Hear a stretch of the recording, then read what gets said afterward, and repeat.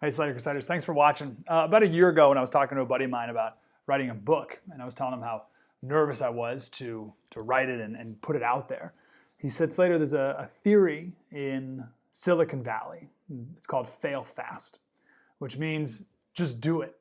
Just do it, get it out there. If it fails, fine. At least you did it and you can learn from it and you can move on to the next challenge. And that's honestly what gave me the courage to just to write my book. Same principle here.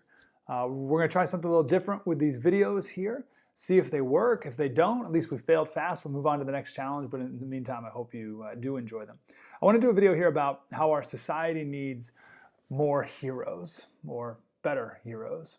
Brad Meltzer, he's an author I admire very much. He has a series of kids books called the I Am series. They're wonderful.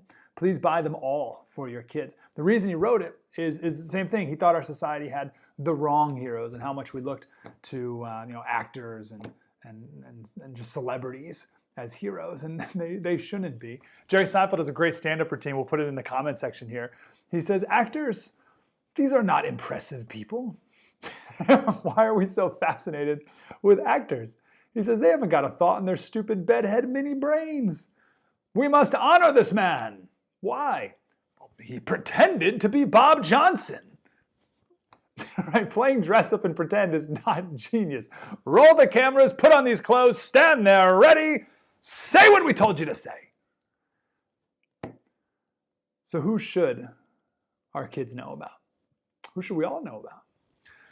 I admire men of action.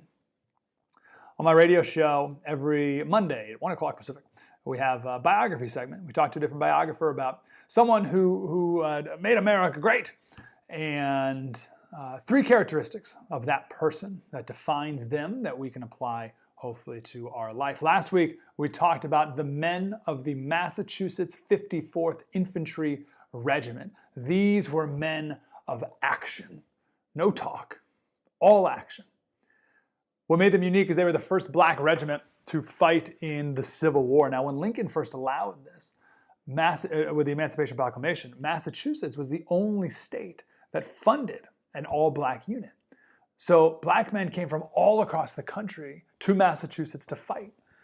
These were men of focus, of mission, and of purpose. As Frederick Douglass said, he wrote, "Go to Massachusetts where you can get your hands on the throats of treason and slavery."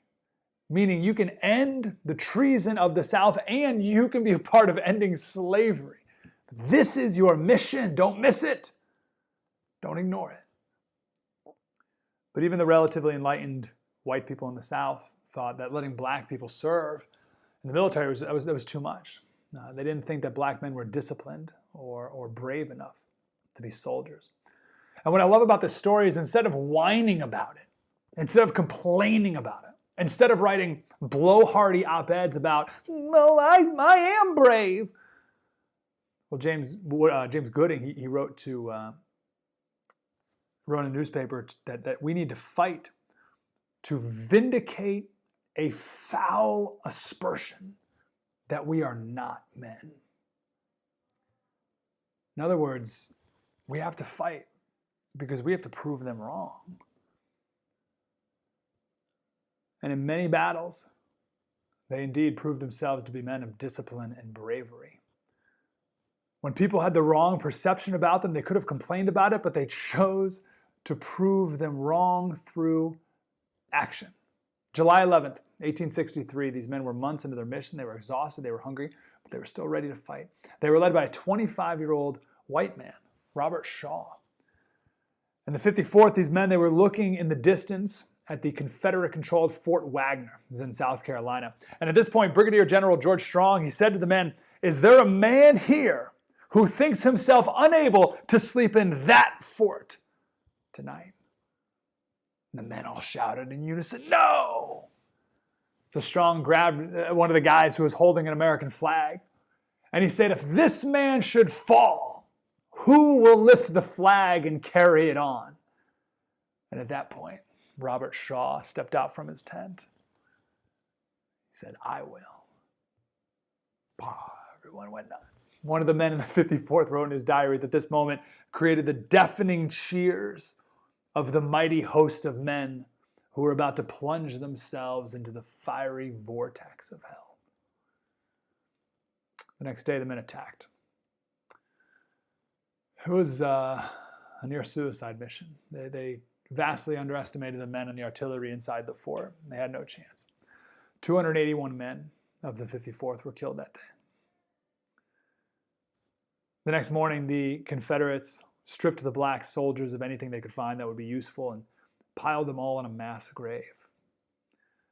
And they gave the 54th's commander, Robert Shaw, the ultimate insult.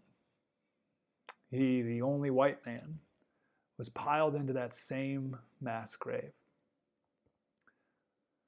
The men of the 54th, they lost the battle, but they won a much bigger war, proving to everyone in the country, Northerners and Southerners, that black men were disciplined, black men were brave, and black men could fight alongside their white brothers for a common cause. These were not men who whined. They were men of action. My favorite part of the story, the Confederates thought that burying Shaw, the only white man, with 280 black men, the Confederates thought that that was the ultimate insult. But for Shaw, there could have been no greater honor.